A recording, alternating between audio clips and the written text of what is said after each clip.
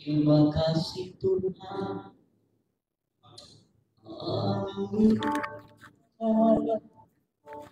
Kita ada hari ini karena Tuhan. Semua karena kebaikan Tuhan. Bukan karena hebat dibuat saudara kita. Haleluya Yesus. Tuhan selalu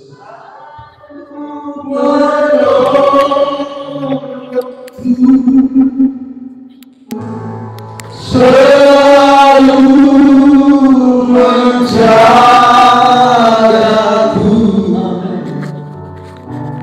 selagi ragu tangan terjatuh tanpa seizinmu.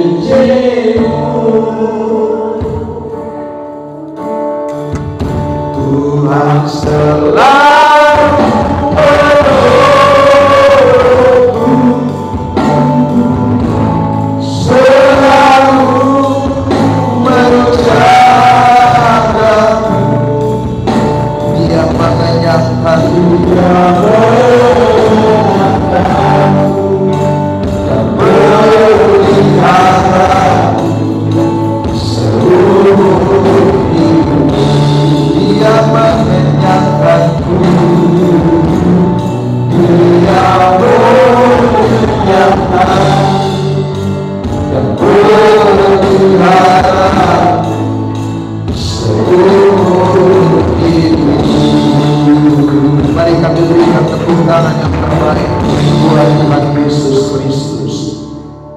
bersyukur buat pagi diberkati ini Tuhan, karena Tuhan kembali mengizinkan kami untuk ada di dalam hadirat Allah, memuji, menyembah, menyenangkan Engkau Tuhan, Allah pencipta langit dan bumi, pemilik kehidupan ini yang tidak pernah meninggalkan kami sedetik pun. Terima kasih Tuhan, tiba saatnya kami memberi hati, hidup kami, pikiran kami untuk diisi dengan setiap bagian-bagian pesan Tuhan. Firman Allah yang menjadi kekuatan, yang menjadi pegangan dalam hidup kami. Kami minta Tuhan Yesus, oleh pekerjaan Roh Kudus yang telah menuntun kami dari rumah kami masing-masing, Roh itu yang akan terus membawa kami jauh lebih masuk di dalam hadirat Allah untuk menikmati setiap taburan-taburan benih kebenaran, sehingga tidak ada satupun benih kebenaran itu yang jatuh di tanah yang berbatu-batu, di tanah yang di pinggir jalan, di tanah yang penuh dengan semak duri. Tetapi biarlah setiap kebenaran yang ditaburkan pagi hari ini benar-benar jatuh di tanah yang terbaik, sehingga itu akan bertumbuh, berbuah, dan menyenangkan Tuhan. Terima kasih Tuhan, kami tahu iblis dengan berbagai cara upaya ingin mencuri setiap bagian daripada pemberitaan ini. Karena itu kami berdoa sepakat di dalam nama Tuhan Yesus Kristus, kami minta oleh kekuatan kuasa-Mu, kami boleh melihat karya Roh Tuhan sendiri bekerja di tempat ini. Terima kasih Bapa di sorga, kami bersyukur karena Engkau dahsyat, Engkau luar biasa. Telah Tuhan hati kami terbuka untuk Engkau. Bicaralah, beri pesan buat kami Tuhan. Kami telah siap untuk mendengar. Di dalam nama Tuhan Yesus Kristus kami berdoa. Semua kita yang siap diberkati bersama saya, kita katakan amin. Mari kita berikan tepuk tangan yang terbaik buat Tuhan. Silakan duduk. Tuhan berkati kita sekalian. Bapak Ibu Saudara yang diberkati oleh Tuhan Yesus Kristus, pada kesempatan pagi ini kita masih melanjutkan pembahasan kita dari suratan Filipi pasal 4 ayat yang kedua sampai dengan ayat yang ke-9. Namun kita sudah sampai di bagian-bagian akhir daripada pembahasan perikop ini, yaitu kita sudah masuk di ayat yang ke-8 dan ayat yang ke-9 mengenai pikiran kita yang kita sudah bahas. Bagian hari ini masuk pada bagian yang ke-6, soal pikiran kita, saudara yang terkasih di dalam Tuhan. Nah, mari kita kembali membaca teks ini, Filipi pasal 4 ayat yang ke-8 dan ayat yang ke-9. Dalam hitungan yang ketiga, Bapak Mama, saudara sekalian, kita membaca ayat ini. 1, 2, 3. Jadi akhirnya saudara-saudara, semua yang benar, semua yang mulia, semua yang adil, semua yang suci, semua yang manis, semua yang sedap didengar, semua yang disebut kebajikan dan patut dipuji, pikirkanlah semuanya itu. 9, 1, 2, 3. Dan apa yang telah kamu pelajari, dan apa yang telah kamu terima, dan apa yang telah kamu dengar, dan apa yang telah kamu lihat padaku, lakukanlah itu. Maka Allah sumber damai sejahtera akan menyertai kamu. Bapak Ibu Saudara yang diberkati oleh Tuhan Yesus Kristus, saya ulangi lagi bahwa pembahasan kita dari surat Filipi pasal 4 ayat 2 sampai dengan ayat yang ke-9 adalah berbicara tentang nasihat-nasihat seputaran kesiapan kita menyambut kedatangan Tuhan yang kedua kali. Jadi untuk menyambut kedatangan Tuhan yang kedua kali, ada persiapan-persiapan yang harus kita lakukan. Sebagaimana Yesus pernah juga memberitahu kepada kita di dalam Matius pasal yang ke-25 dalam perumpamaan 5 gadis bijak dan 5 gadis bodoh. Perumpamaan itu menggambarkan tentang kesiapan bagaimana Kristus akan datang kembali ke dalam dunia ini sebagai mempelai laki-laki yang akan menjemput mempelai perempuan. Nah, saudara yang diberkati Tuhan Yesus Kristus, di dalam perumpamaan itu terlihat jelas penggambaran ada 5 gadis bijaksana dan 5 gadis bodoh. Penggambaran ini tidak lain menunjuk kepada gereja Tuhan. Jadi 5 gadis bijak dan 5 gadis bodoh itu adalah simbol atau metafora yang menggambarkan tentang gereja Tuhan. Nah, gereja Tuhan diibaratkan, saudaraku, 2 hal ini. Ada yang bodoh, ada yang bijak. Yang bijak dengan bodoh beda di mana? Yang bijak dengan bodoh bedanya cuma pada kesiapan. Yang bodoh tidak mempersiapkan diri dengan baik. Yang bodoh malas tahu. Yang bodoh cuek. Yang bodoh, saudara ini berkati Tuhan, berpikir bahwa hari Tuhan masih lama. Hari Tuhan masih jauh. Tuhan Yesus belum datang kembali. Sehingga dia santai-santai, dia malas tahu, dia cuek, dia tidak mempersiapkan kerohaniannya dengan baik untuk menyongsong sang mempelai pria yang datang itu. Tetapi beda dengan 5 gadis bijak.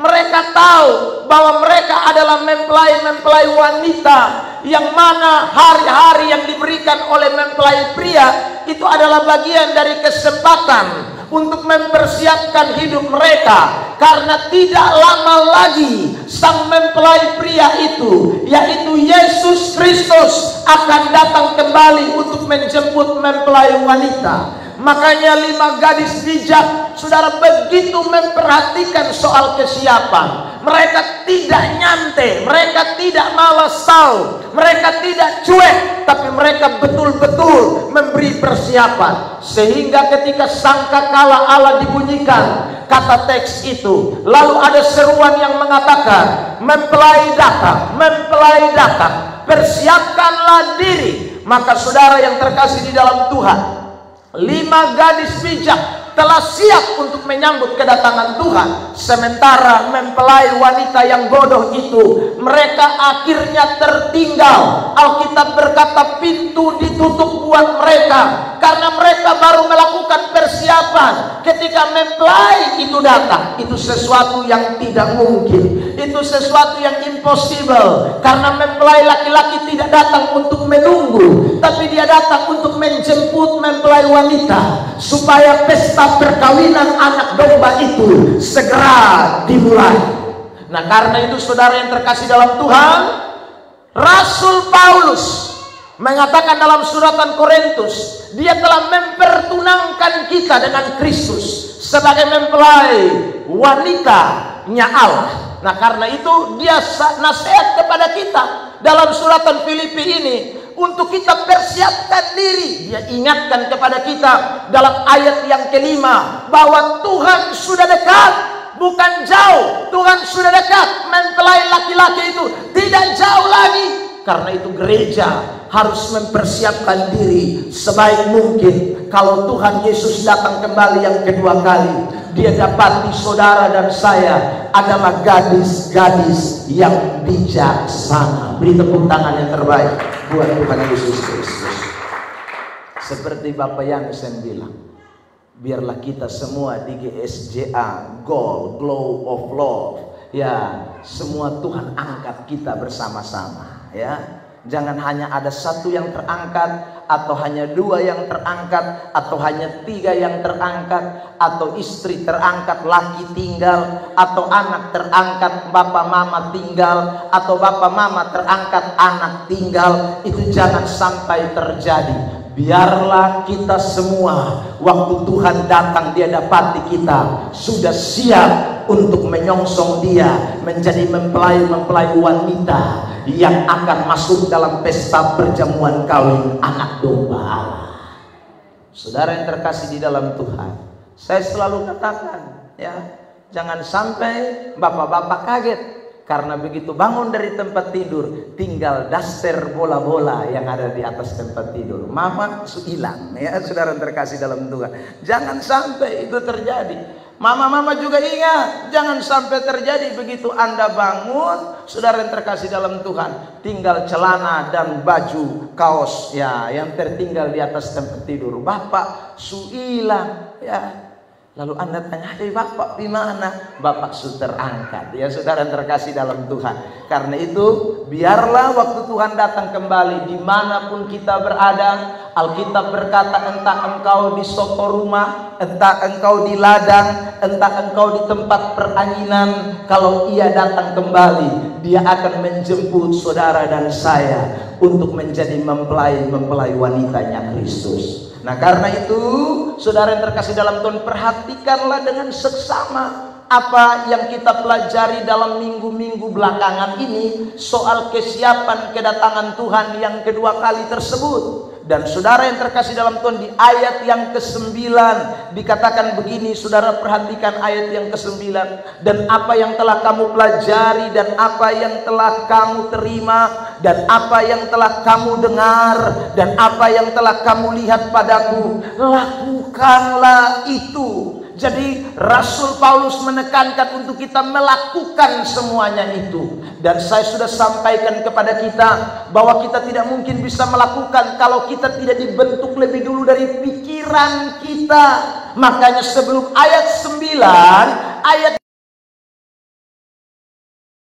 mediator yang menjadi action kita, yang menjadi gerak-gerik kita, saudaraku, supaya kita bisa melakukan semua apa yang kita dengar, semua yang kita lihat, semua yang disampaikan Rasul Paulus kepada kita, maka pikiran kita harus dibentuk dengan baik.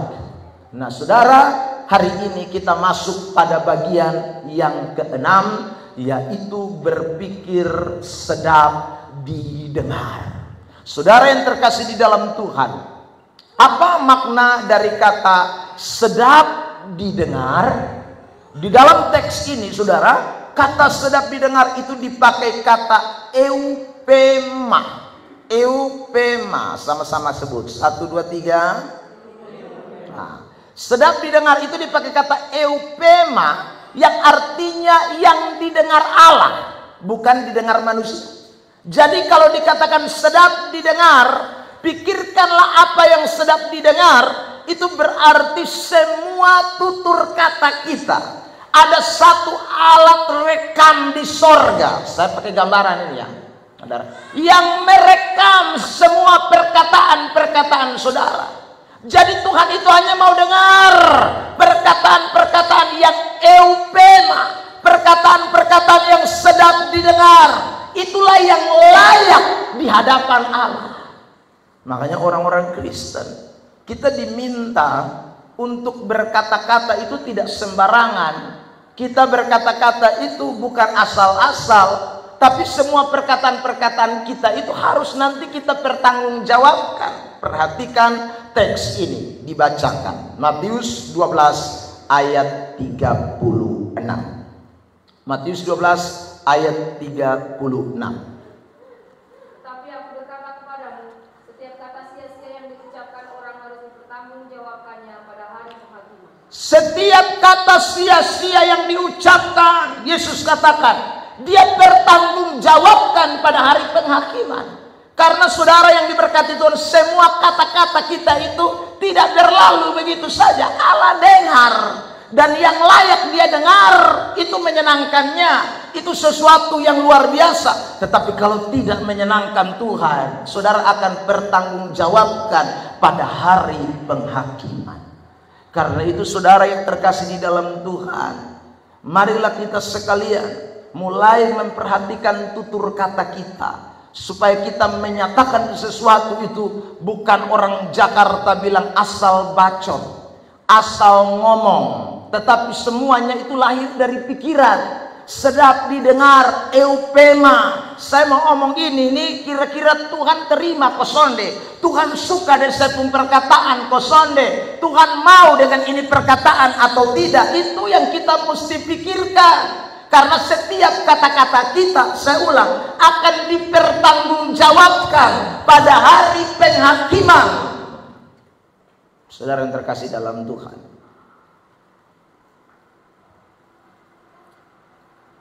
mari kita perhatikan kata-kata apa saja yang kita tidak boleh ucapkan, karena itu tidak layak di hadapan Allah. Ya, itu tidak eupema. Tuhan rasa bahwa ini suami sedap, ini Tuhan son suka. Nah, apa saja yang Alkitab katakan? Saya mau ajak kita untuk perhatikan pada kesempatan pagi diberkati ini. Yang pertama, Bapak Ibu Saudara yang terkasih di dalam Tuhan, yaitu tentang kata-kata persungutan. Ya. Kata-kata persungutan itu adalah kata-kata yang tidak disukai oleh Tuhan. Kenapa persungutan itu tidak disukai oleh Tuhan? Kata persungutan yang kita temukan banyak di dalam teks Perjanjian Lama dan juga di dalam teks Perjanjian Baru, itu ditulis dalam bahasa Yunaninya adalah gonggusomos. Gonggusomos itu artinya mengeluh yang menjurus pada suatu tindakan pemberontakan. Jadi saudara, kata-kata bersungut itu artinya mengeluh yang menjurus kepada sebuah tindakan pemberontakan. Dan saudara yang terkasih di dalam Tuhan, orang bersungut-sungut itu, kalau kita membaca di dalam Alkitab, sebenarnya bukan kepada manusia, tetapi tujuannya kepada Tuhan. Ya. Jadi ketika orang menyatakan pengeluhan-pengeluhannya yang sekali lagi menjerumuskan dia untuk melakukan tindakan pemberontakan, itu bukanlah pemberontakan kepada manusia, tetapi pemberontakan kepada Allah. Jadi kalau ada anak bersungut-sungut dengan orang tuanya, maka anak itu bukan memberontak kepada orang tuanya, tapi dia sedang berontak kepada Allah. Itu gongsumos itu, saudara. Itu persungutan itu. Kalau ada istri bersungut-sungut tentang suaminya, maka dia bukan bersungut-sungut, saudara, atau mengeluh kepada suaminya, itu mengeluhnya kepada Allah. Ya. Kalau ada suami yang bersungut-sungut tentang istrinya, maka dia bukan bersungut-sungut kepada istrinya sebenarnya, tapi dia sedang bersungut-sungut kepada Allah. Kalau ada orang bersungut-sungut, saudara, kepada pemimpinnya, maka itu bukan dia bersungut-sungut kepada pemimpinnya, tapi kepada Tuhan. Makanya kalau saudara perhatikan di dalam perjanjian lama, waktu bangsa Israel bersungut-sungut tentang kepemimpinan Musa dan Harun, Tuhan bilang begini, kamu bukan memberontak kepada kami. Musa berkata, kamu bukan berontak kepada kami, tapi kamu berontak kepada Tuhan. Jadi persungutan itu memang kita lihat arahnya kepada manusia, tetapi saya pakai kalimat ini, yang tersinggung Tuhan Allah. Kenapa kok Tuhan yang tersinggung? Saya kasih contoh, saudara. Misalnya kita mengeluh tentang istri kita, saudara yang terkasih dalam Tuhan, mam tua nih, botong sunika begini lama nih, ya tuh saudara. Tapi dia nih, bangun sontau pagi-pagi, matahari naik dulu baru dia bangun. Ya saudara yang terkasih dalam Tuhan, akhirnya saudara kita mulai bilang sama Tuhan, Tuhan coba dulu kirim nona rote bae. Lah saudara lihat, padahal kita omong ini kan siapa? Padahal dia nih, kita istri. Tapi begitu kita mengeluh dengan kelakuannya, kita melibatkan Tuhan di dalam. Kita mulai berontak kepada Tuhan, seolah-olah Tuhan salah kasih ini perempuan di kita. Tuhan keliru kasih kepada kita wanita ini, sehingga kita marahnya kelihatannya bukan kepada manusianya itu, tapi kepada Tuhan sang pemberi wanita itu. Saudara yang terkasih di dalam Tuhan, kemarin kami pulang dari Kuaputu setelah KKR sekitar jam 11 malam. Dalam perjalanan kami cerita-cerita, saudara. Lalu istri saya bilang begini, Bapak tahu kosan itu dong cerai itu, ya. Itu karena dia pun istri bangun terlalu siang. Akhirnya bakalai dan mama mantu bakalai. Ini anak susontahan, dia pulaki, ya sudah. Padahal anak sudua. Ya. Ini teman pendeta di saya cerita, saudara yang terkasih dalam Tuhan. Ya. Jadi akhirnya laki pikir, daripada mam tua main mangomel terus ini. Akhirnya laki ambil keputusan cari bini baru.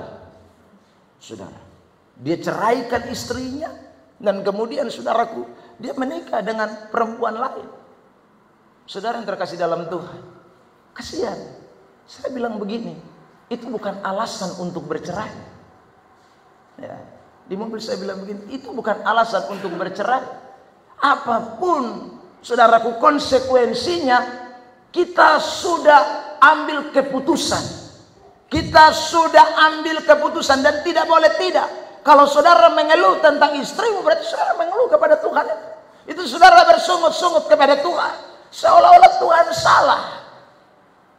Saudara yang terkasih dalam Tuhan, makanya Alkitab tidak ingin orang bersungut-sungut. Alkitab tidak mau kita bersungut-sungut, karena menjurus pasti kepada Tuhan, pemberontakannya kepada Allah. Anda bersungut-sungut, beras tidak ada misalnya. Saudara yang terkasih dalam Tuhan, itu bukan hanya manusia yang salah, Tuhan juga kena salah. Ya, karena sang pemberi berkat itu Tuhan. Makanya bangsa Israel, mereka tidak bilang sama Tuhan, kenapa lu bawa botong pi bangsa Israel, keluar dari bangsa Mesir? Kenapa bawa kami jalan di padang gurun yang gersang kerontang begini? Dia tidak omong begitu kepada Tuhan. Dia omong pi Musa. Botong di Mesir sana tuh makan daging, bukan makan kosong. Hai lu gila-gila bawa botong datang di padang gurun sini yang dimana air dipotong sana pelia dia pun model. Beras son ada, gandum son ada, daging son ada. Lu gila mangkali. Kalau lu mau kubur botong, kubur di Mesir lelai daripada kubur di padang gurun. Ini orang Israel omong. Saudara terkasih dalam Tuhan, tapi Tuhan bilang apa? Lu bukan berontak kepada Musa, tapi berontak kepada beta. Karena saudaraku, seluruh perjalanan hidup kita ini adalah rancangan Allah. Tidak ada manusia yang mengatur perjalanan hidup ini. baik waktu Anda kenyang, waktu Anda lapar, semuanya itu dalam kehendak Allah. Amin. Saudara lihat ayat ini, Filipi pasal yang ke-4. Saya ingat-ingat dulu. Ayat 11 mulai. Ya, tampil. Filipi 4 ayat 11. Ya, silakan. Benar. Katakan ini bukanlah karena kekurangan, sebab aku telah belajar mencukupkan diri dalam segala keadaan. Kukatakan ini bukan karena aku kekurangan, Paulus bilang. Paulus itu telah mencukupkan diri dalam segala keadaan. Lihat ayat 12. Perhatikan. Aku tahu apa kekurangan dan aku tahu apa itu kelimpahan. Dalam segala hal dan dalam segala perkara tidak ada sesuatu yang merupakan rahasia bagiku, baik dalam hal kenyang maupun dalam hal kelaparan, baik dalam hal kelimpahan maupun dalam hal kekurangan. Paulus pernah mengalami mau lapar, mau kenyang, dia alami semua. Saudara yang terkasih dalam Tuhan, apakah dia bersungut waktu dia lapar? Apakah dia bersungut waktu dia sudah kekurangan? Tidak. Perhatikan teks ini ayat 13. Segala perkara. 1, 2, 3. Segala perkara dapat kutanggung di dalam Dia yang memberi kekuatan kepadaku. Beri tepuk tangan yang terbaik dulu buat Tuhan Yesus Kristus. Jadi saudara yang diberkati oleh Tuhan Yesus Kristus, teks ini mengatakan dengan jelas buat kita. Jadi tidak ada alasan buat kita untuk bersungut-sungut waktu kita dalam keadaan kelaparan, waktu kita ada dalam keadaan tidak berkecukupan. Tidak boleh. Sebab waktu kita bersungut-sungut, kata-kata itu bukan hanya didengar manusia, tapi kata-kata itu didengar oleh Tuhan Allah. Seolah Anda dan saya mengatakan Tuhan tidak mampu, Tuhan tidak sanggup, Tuhan tidak bisa, Tuhan sudah miskin. Mungkin itu saudara, itu adalah pernyataan non-verbal, bukan kata-kata. Jadi persungutan itu dibaliknya ada sebuah action pemberontakan kepada Allah. Makanya Allah tidak menghendaki orang Kristen yang namanya bersungut-sungut. Saudara yang terkasih di dalam Tuhan Yesus Kristus, karena itu pada pagi hari ini, jangan pernah bersungut-sungut dengan soal apapun dalam hidup kita, termasuk kebutuhan hidup kita. Saudaraku, termasuk apapun yang kita alami dalam hidup ini. Biasanya orang bersungut itu kebutuhan satu. Ya, kalau tidak kebutuhan, biasanya tentang masa depan. Ya toh? Kalau tidak tentang kebutuhan, biasanya tentang masa depan. Contoh, jomblo setelah lama, atau cari pekerjaan tidak dapat. Yang jomblo setelah lama, itu doanya bisa berubah. Tuhan, bepung kawan sekelas anak sutiga. Nah gitu, saudara. Ya. Nah ini Anda sedang berontak kepada Allah, seolah-olah Anda tidak bisa, seolah-olah Tuhan tidak bisa mendatangkan tulang rusuk kepada Anda. Saudara yang terkasih dalam Tuhan. Jadi kita marahnya kepada Tuhan itu kita melakukan persungutan tentang masa depan kita. Cari kerja lama, sudah dapat. Kita bisa mengeluh juga, Tuhan, orang lain suka kerja semua, yang lain bisa beli ini, bisa beli itu, bangun ini, bangun itu, beta. Saudara, itu tandanya bahwa kita pikir bahwa Tuhan tidak mampu beri kita masa depan. Saudara yang terkasih dalam Tuhan, jadi bedakan doa meminta dengan bersungut. Ya. Kalau orang meminta sesuatu kepada Tuhan tidak salah. Tuhan beri saya pekerjaan. Saya tahu rancangan ada di tangan Tuhan. Saya tahu Tuhan memberikan masa depan yang penuh pengharapan. Tuhan berikanlah itu. Waktumu bukanlah waktuku. Saudara yang terkasih dalam Tuhan. Kalau kita mengerti tentang kehendak Allah, doa kita tidak dalam persungutan. Doa kita akan seturut dengan kemauan Tuhan. Tuhan, saya tahu bahwa Tuhan yang kau dapati saya hari ini sudah umur 40 tahun Tuhan. Ya. Sampai hari ini saya belum menemukan pasangan yang tepat Tuhan. Siapakah di antara wanita-wanita ini yang merupakan bagian dalam hidup saya? Ada Yublina Tuhan. Ada Agustina Tuhan. Ya.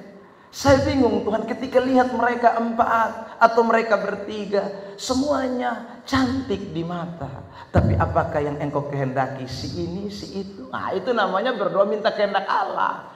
Lain dengan persungutan. Saudara yang terkasih dalam Tuhan.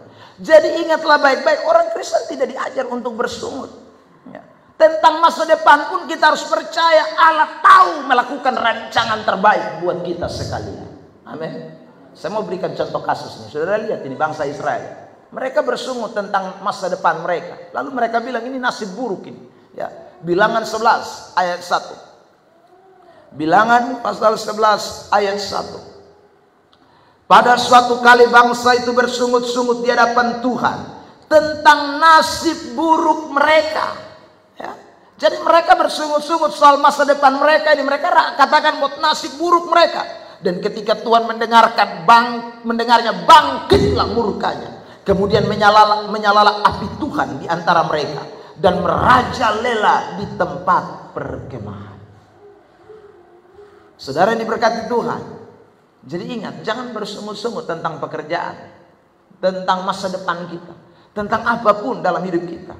Tuhan itu tahu melakukan sesuatu di dalam hidup saudara dan saya.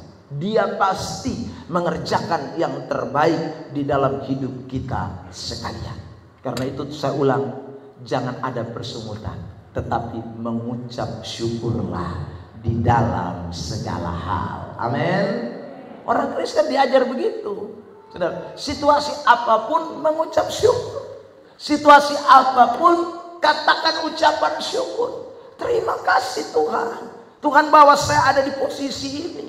Terima kasih Tuhan kalau Tuhan bawa saya dalam pergumulan ini. Terima kasih Tuhan kalau masalah ini Tuhan izinkan terjadi dalam hidup saya. Terima kasih Tuhan. Itu yang harus kita katakan. Karena Alkitab mengajarkan kepada kita mengucap syukurlah senantiasa. Mengucap syukurlah dalam segala hal. Itu catatan Alkitab. Tetap bersyukur, tetap bersyukur, tetap bersyukur. Saudara, bukan bersungut-sungut. Saya ulang, kata-kata bersungutan itu bukan kata-kata yang sedap didengar, tetapi itu kata-kata pengeluhan yang berisi pemberontakan kepada Allah. Dan Allah tidak menghendaki orang Kristen bersungut-sungut. Itu pertama. Kedua, kata-kata yang tidak boleh diucapkan oleh orang Kristen, saudara yang terkasih dalam Tuhan, yang Tuhan tidak suka itu, atau yang bukan merupakan eupema, hal yang layak didengar oleh Allah, yaitu tentang kata-kata kotor. Saudara, jadi orang Kristen ingat baik-baik, Allah tidak suka dengar itu kata-kata kotor. Tidak boleh ya. Jadi yang bukan tidak suka dengar manusia, Tuhan Allah yang sangat suka dengar. Ya saudara yang terkasih dalam Tuhan, makanya orang Kristen diminta untuk tidak boleh mengucapkan kata-kata kotor. Lihat ayat ini, Efesus 4 ayat 29. Bersama jemaat kita akan membaca teks ini. Efesus pasal yang keempat ayat yang ke-29. Efesus 4 ayat 29. Bersama-sama 1, 2, 3. Janganlah ada perkataan kotor keluar dari mulutmu, tetapi pakailah perkataan yang baik untuk membangun di mana perlu, supaya mereka yang mendengarnya beroleh kasih karunia. Saudara yang diberkati Tuhan, jangan ada perkataan kotor keluar dari mulut kita. Kenapa Paulus ngomong ini? Karena waktu kita keluarkan kata-kata kotor, bukan hanya saja manusia dengar, Tuhan Allah juga dengar. Ya. Jadi saudara kalau maki orang, itu maki bukan hanya maki manusia, maki rambang Tuhan Allah. Karena Tuhan Allah soalnya suka dengan itu kata-kata. Tuhan Allah tidak senang mendengarkan kata-kata kotor. Dia tidak menghendaki anak-anak Tuhan mengeluarkan kata-kata kotor. Ini perlu kita pikirkan. Makanya kalau mau ucap kata-kata makian, pikir bahwa ini kata-kata makian saya ucapkan bukan didengar hanya oleh manusia, tetapi Tuhan pun mendengarkan ini kata-kata. Saudara yang diberkati Tuhan, banyak orang Kristen tiap hari hanya memaki saja. Kata-kata yang membangun sana ada. Maki, panggil istri maki, panggil laki maki, panggil anak-anak maki. Saudara, ini gaya begini, ini gaya orang NTT. Saudara, ingatlah baik-baik, kita ini orang-orang yang sudah ditebus dengan darah yang mahal. Ya, kita tidak boleh lagi mengeluarkan kata-kata kotor. Begitu Anda keluar kata-kata kotor, saya ulang, rekaman di sorga rekam. Ya. Dan Anda akan tanggung jawab itu perkataan. Setiap perkataan sia-sia, saya ulang lagi ayat, ya, akan dipertanggungjawabkan pada hari penghakiman. Tidak ada kata-kata yang hanya lalu. Tidak ada, semua terekam. Jadi kalau satu hari Anda maki 5 kali, saudara, berarti 1 minggu 5 kali 7. Itu berapa? Kali sendiri, saya tidak tahu matematika juga, jadi saudara kali. Kalau 5 kali 30 sudah berapa? Itu 1 bulan. Itu kalau kamu hanya maki 5 kali 1 hari, saudara. Tapi ada orang saya lihat 1 hari itu bukan hanya 5 kali, ratus ribu kali. Maki terus. Saudara yang terkasih dalam Tuhan, sama seperti ilustrasi yang saya suka ceritakan kepada jemaah. Ya. Ada mama-mama mau berhenti dari maki-maki. Jadi saudaraku, dia bilang begini, "Karmana kau bepu mulut ini main kotor terus. Akhirnya dia anak bilang begini, "Sudah mama, beta ambil sabun kau cuci mama pu mulut saya, supaya jangan kotor lagi." Ya, tahu saudara. Begitu ini anak cuci mam tua pu mulut, dia cuci, dia maki, cuci maki. Jadi justru tambah banyak makian. Saudara yang terkasih dalam Tuhan, ingat, kata-katamu yang engkau keluarkan dipertanggungjawabkan di akhirat penghakiman nanti. Jadi nanti Tuhan buka lu perekaman, dengarlah. Siapa yang namanya tidak ada di sini lah, jangan ada. Nanti dia tersinggung.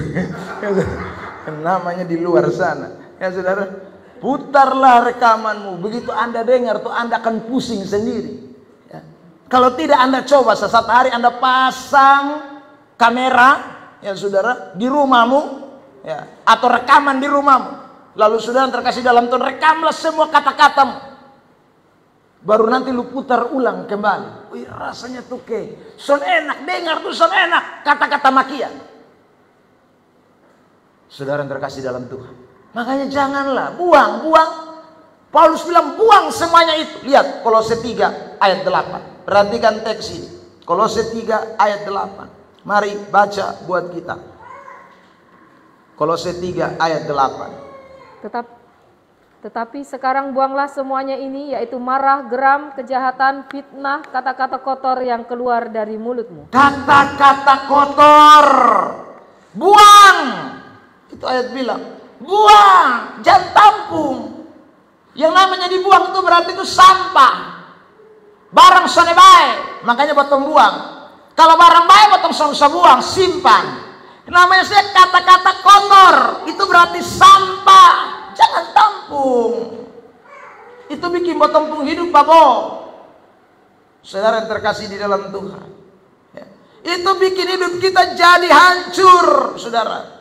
Makanya orang Kristen jangan ucapkan kata-kata kotor keluar dari mulutmu. Maki-makian jenis apapun tidak boleh diucapkan dari mulut orang Kristen. Buang sudah, buang. Saudara yang terkasih dalam Tuhan, ya. Mau bahasa Indonesia kah, bahasa Kupang kah, bahasa Helong kah? Bapak saya maki tapi pakai bahasa Helong, jadi Tuhan tidak mengerti. Lu pikir Tuhan buta ilmu? Tuhan mengerti semua bahasa. Saudara yang terkasih dalam Tuhan, lu mau pakai bahasa Inggris kok bahasa apa, yang namanya kata-kata makian Tuhan tahu. Saudara yang terkasih dalam Tuhan, jadi orang Kristen buang kata-kata kotor. Tuhan tidak inginkan saudara mengucapkan kata-kata itu. Kenapa? Kata-kata kotor itu tidak boleh diucapkan. Selain itu tidak menyenangkan Tuhan. Saudara, karena kita menampung sampah dalam hidup kita, maka keluarnya sampah. Itu menunjukkan bahwa hidup kita, saudara yang diberkati Tuhan, belum bertobat sungguh-sungguh. Karena kita masih ada sampah di dalam hidup kita. Sampahnya belum hanyut, sampahnya belum beres. Itu tandanya. Matius 12:34. Mari lihat ayat ini. Matius 12, 34, 35. 2 ayat. Silakan dibacakan buat kita. Hai kamu keturunan ular beludak. Hai kamu keturunan ular beludak. Bagaimanakah kamu dapat mengucapkan hal-hal yang baik, sedangkan kamu sendiri jahat? Jadi bagaimana orang bisa mengatakan yang baik kalau dia pun diri jahat? Itu tidak mungkin. Jadi kenapa dia maki-maki? Karena memang dia pun diri jahat. Jahat dalam hal apa? Maksudnya belum bertobat. Bukan jahat karena bunuh orang, bukan. Tapi jahat karena dari kata-kata itu.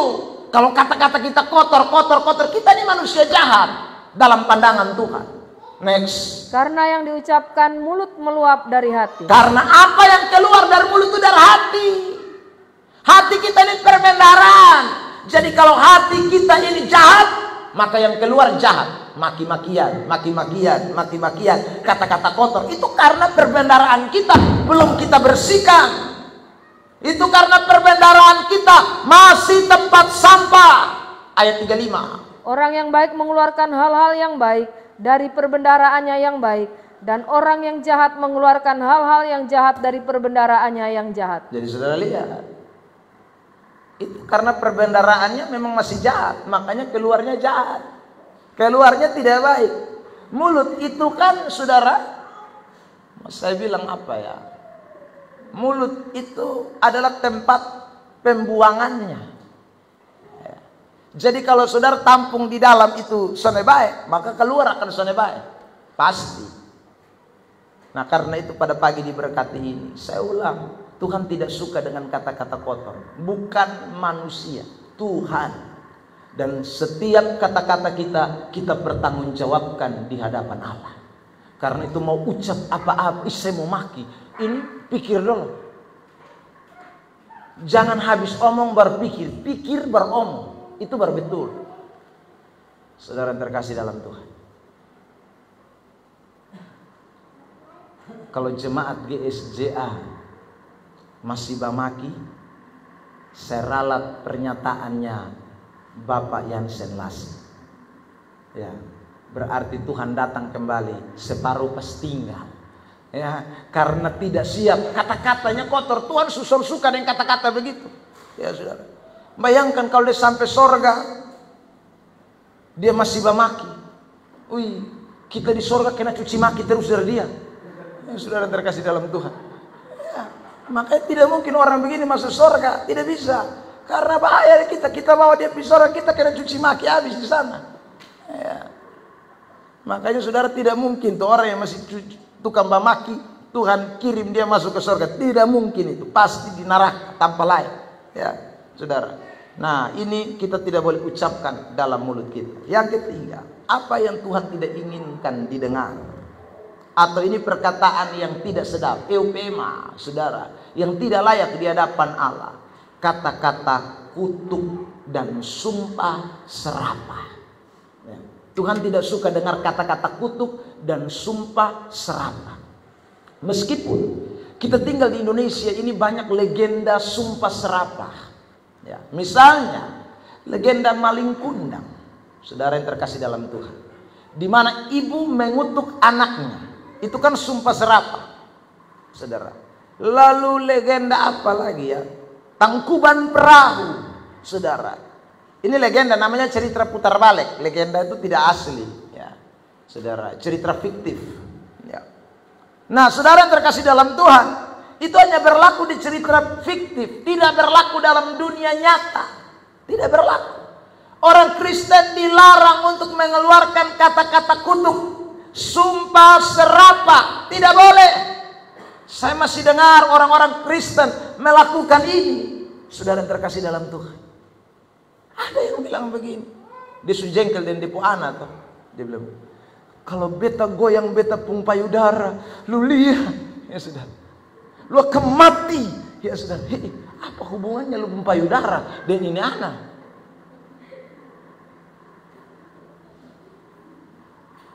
Saudara, itu kata-kata kutuk, itu kata-kata sumpah serapah. Orang Kristen tidak boleh. Orang Kristen yang mengerti kebenaran tidak boleh mengucapkan kata-kata kutuk, sumpah serapah, tidak boleh. Saudara lihat, saya mau tunjukkan beberapa ayat ini. Yakobus 3 ayat 10 terlebih dahulu. Perhatikan. Yakobus 3 ayat yang ke-10. 1, 2, 3. Dari mulut yang satu keluar berkat dan kutuk. Hal ini saudara-saudara tidak boleh demikian terjadi. Jadi tidak bisa lu sumpah-sumpah serapah lalu kemudian lu berkati juga. Tidak bisa. Itu dua sumber, tidak mungkin bisa. Orang hanya bisa mengeluarkan berkat atau kutuk. Kalau dari mulut itu keluar kutuk, maka tidak ada berkat. Kalau dari mulut itu ada berkat, maka tidak ada kutuk. Itu janji firman Allah. Itu kata kebenaran. Saudara, duanya tidak boleh terjadi. Alkitab berkata, tidak bisa dua-dua terjadi. Jadi Tuhan kan jelas mengatakan kepada kita bahwa kita dipanggil untuk berkata berkat, membangun orang, memperkatakan hal yang saudaraku positif, bukan negatif. Nah, kalau kita sementara berkata positif, berkata membangun, di balik itu juga kita mengatakan kutuk, itu tidak mungkin terjadi. Kutuk tidak boleh, saudara terkasih dalam Tuhan.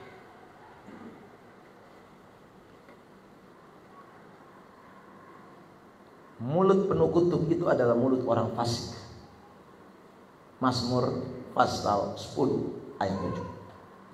Saya bacakan teks ini. Mulutnya penuh dengan sumpah serapah, dengan tipu dan penindasan.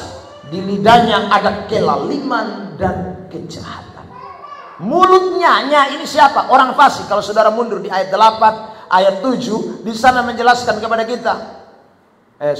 Ayat yang ke-7 tadi kita mundur ke ayat yang ke-4, ke-5, kita akan menemukan Mazmur 10 ayat 7. Ya. Bahwa yang dimaksud dengan mulutnya itu mulut orang fasik.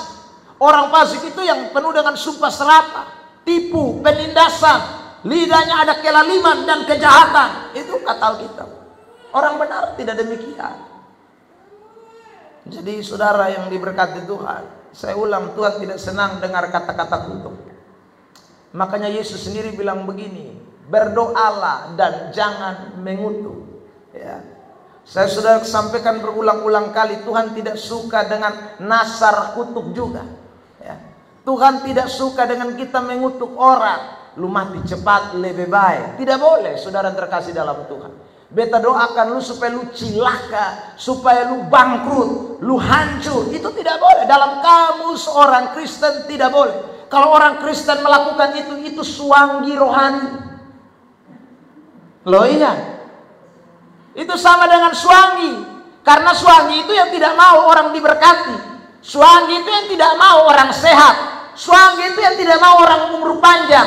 Jadi kalau saudara doa model kayak begitu, saudara dan suanggi 11-12. Bedanya lu sebut Tuhan, dia sebut kayu batu. Ya, dia punya mati cepat dia mati, jangan lama-lama dia hidup. Ya saudara, itu suami punya. Kalau Anda kan beda. Tuhan, saya minta di dalam nama Yesus Kristus. Nah, lu jangan marah. Ya saudara, saya minta di dalam nama Tuhan Yesus Kristus, biarkan dia jangan umur panjang Tuhan. Karena ini orang terlalu Tuhan saya saja sesak napas apalagi Tuhan. Ya sudah. Loh, berarti Anda ini orang tidak baik ini. Ya saudara. Tuhan jangan berkati dia. Kalau bisa dia punya kios cepat bangkrut Tuhan. Biarkan saya punya ini yang tambah bagus Tuhan. Tuhan tolong kalau bisa ikan-ikannya dia noe, saya punya tambah segar Tuhan. Itu suanggi rohani. Saudara yang diberkati Tuhan. Atau kalau kita pegawai, kita bilang, Tuhan dalam nama Yesus pindahkan dia. Saya jangan Tuhan. Kalau bisa saya naik pangkat, gantikan dia posisi Tuhan. Tapi kalau Tuhan masih izinkan dia ada, Tuhan kasih dia sakit sampai dia mati. Saya jangan Tuhan. Anda suanggi rohani. Ya saudara. Jadi jangan jadi suami rohani. Suami rohani itu melepaskan kutuk. Kita tidak, kita anak Tuhan. Lepaskan berkat. Buat musuh pun berkati. Buat musuh pun berkati. Supaya saudara yang terkasih di dalam Tuhan, kita boleh melihat Tuhan bekerja di dalam hidup kita hari lepas hari. Beri tepuk tangan yang terbaik buat Tuhan Yesus. Ada orang rawat di rumah mantu, terlalu lama dia doa supaya mantu cepat mati. Sungguh. Tuhan tolong mama kalau begini susah Tuhan. Mau ini, mau itu, mau ini, mau itu. Untuk susah Tuhan ya. Kalau bisa Tuhan jangan lama-lama lah. Anda suami rohani, ya jangan, saudara terkasih dalam Tuhan. Ya, atau ada yang doa untuk suaminya juga. Karena saudara pusing dia laki tiap hari bikin masalah. Tuhan, lu sesat dengan orang kok. Anda suami rohani, jangan, berkati. Amin. Saya berharap di Glow of Love tidak ada suami rohani. Amin. Ya. Kalau tidak itu bahaya kita, saudara. Jadi berkatilah. Kadang orang bikin jahat dengan kita, ya. Kita sudah bikin bahaya, dia balas oleh baik. Berkati. Tuhan tolong dia, Tuhan berkati supaya dia tambah hari tambah sukses. Tuhan berkati dia. Saudara yang terkasih dalam, tidak boleh kata-kata yang benci, tidak boleh. Saudara, itu kita harus lakukan. Yang terakhir, yang Tuhan tidak suka dengar. Saya ulang ya, satu, ingat persungutan, Tuhan tidak suka dengar. Yang kedua, kata-kata kotor, Tuhan tidak suka dengar. Yang ketiga, kutuk, Tuhan tidak suka dengar. Yang keempat, yaitu kata-kata bohong, Tuhan tidak suka dengar.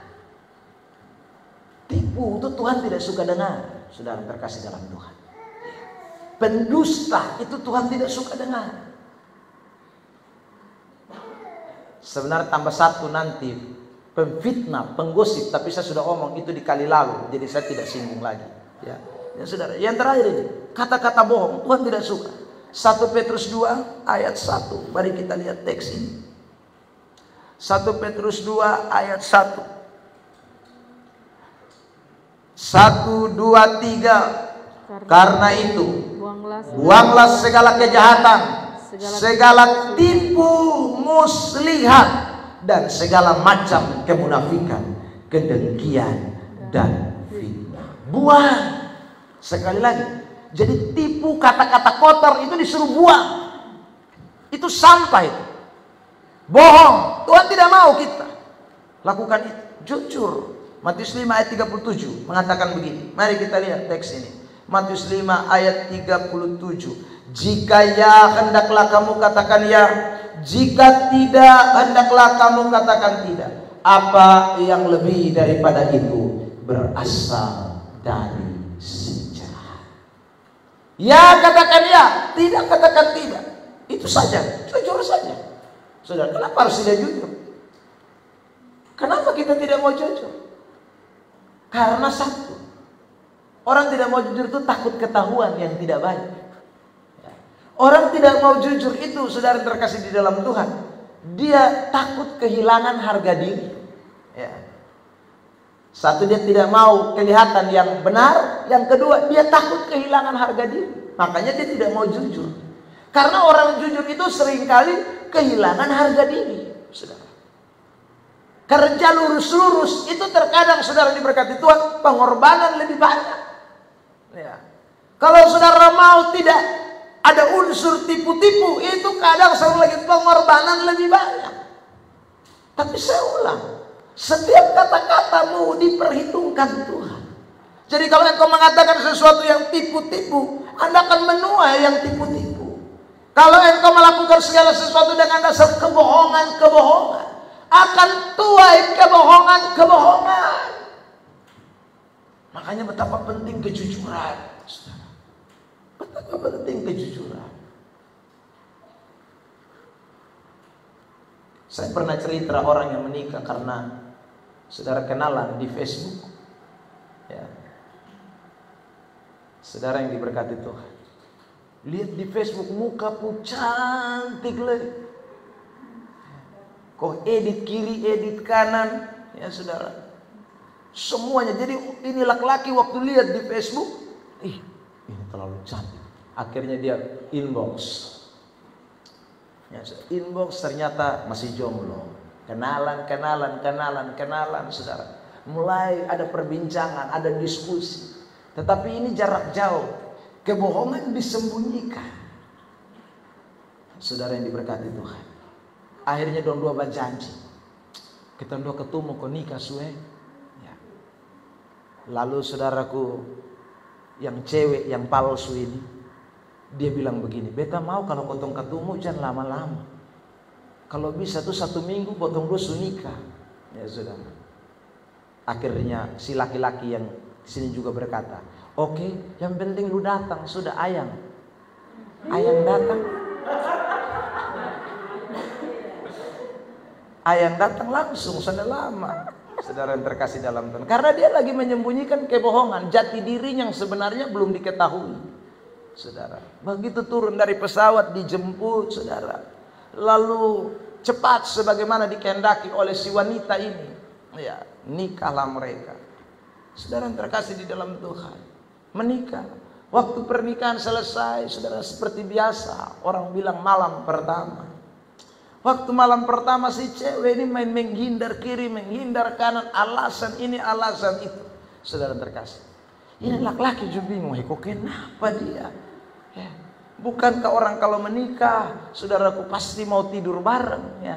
Tapi ini satu tidak mau, pokoknya dia gelisah. Dia pokoknya saudara tidak tenang. Akhirnya saudara terkasih dalam Tuhan, jalan 2 hari kemudian masuk ke 3 hari. Saudara, si laki-laki ini mulai mencurigai. Maka dia ngintiplah waktu si cewek itu masuk ke kamar mandi. Ternyata waktu masuk ke kamar mandi, si cewek, saudaraku, buang air kecil.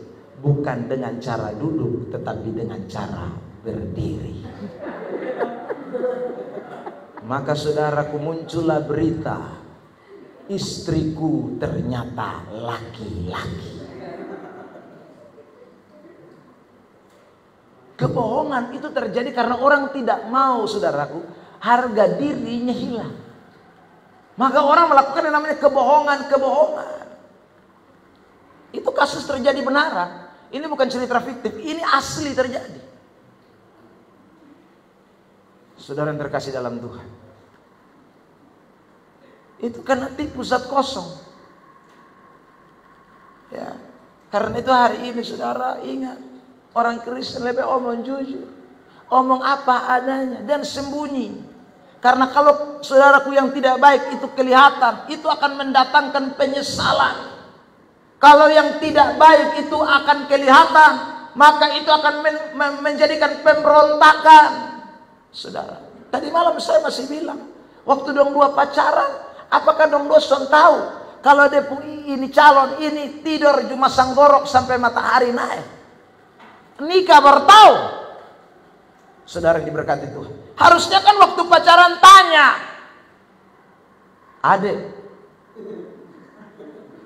Adek omong jujur sah, di rumah tuh siapa bangun lebih dulu, tanya toh, saudara. Langsung dia bilang begini, kakak jangan marah ya, dia omong apa adanya kakak. Ya saudara, kalau kakak mau terima ya sudah, puji Tuhan. Kalau soalnya jurusan apa-apa. Adek bangun jam 12 kakak. Adek kalau omong jujur anak, ya, jujur, saudara. Lalu lu jawab, tidak apa-apa adek. Adek biar bangun jam 2 jurusan apa-apa. Ayang tetap ayang.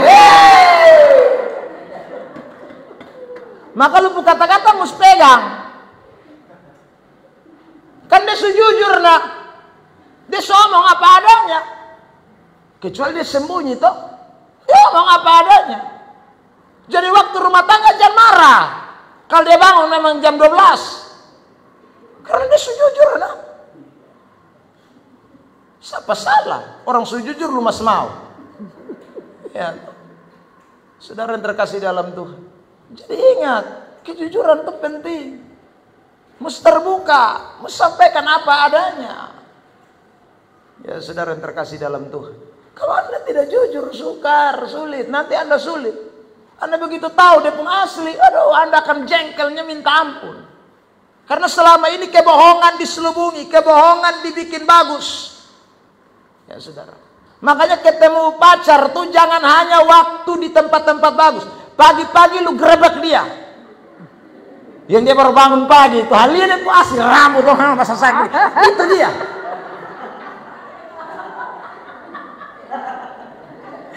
Saudara, supaya lu tahu, oh istri calon nih kalau nanti bangun dia begini.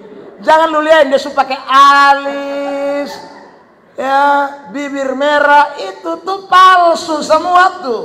Dia mau menutupi kebohongan. Saudara yang terkasih dalam Tuhan, lu belum tahu kalau di pemuka dong bopeng semua dia ada tutup rapat tuh. Ya. Tapi kalau dia bangun tidur bopeng dong kelihatan. Saudara yang terkasih dalam Tuhan, ya kejujuran itu penting, apa adanya.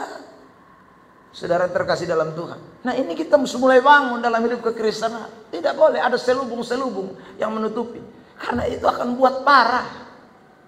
Ya saudara, apa adanya. Kalau sudah tidak lakukan itu, saya ulang, itu berat. Makanya ingat baik-baik, Tuhan mau kita juga punya pikiran begitu, jujur. Pikiran tidak boleh bohong, supaya setiap kata-kata kita nanti diperhitungkan Tuhan. Semuanya diperhitungkan Tuhan. Jadi bukan hanya layak di depan manusia, tetapi di hadapan Tuhan juga kata-kata kita berkenan. Amin. Jadi eupema artinya hal-hal yang sedap layak didengar oleh Tuhan. Itu yang Tuhan mau kita perkatakan tiap hari. Pikirkan tiap hari. Karena itu orang Kristen, saya ulang, tidak boleh bersungut-sungut. Orang Kristen tidak boleh mengucapkan kata-kata kotor. Orang Kristen tidak boleh, saudaraku, kutuk atau sumpah serapah. Orang Kristen tidak boleh berbohong. Dan tadi saya katakan yang terakhir, orang Kristen tidak boleh memfitnah, menggosip atau lain sebagainya, sebagaimana yang saya sudah pernah jelaskan di waktu-waktu yang kemarin. Tuhan Yesus memberkati kita dengan firman Tuhan pada pagi hari ini. Haleluya. Kami mau bersyukur buat kebenaran ini.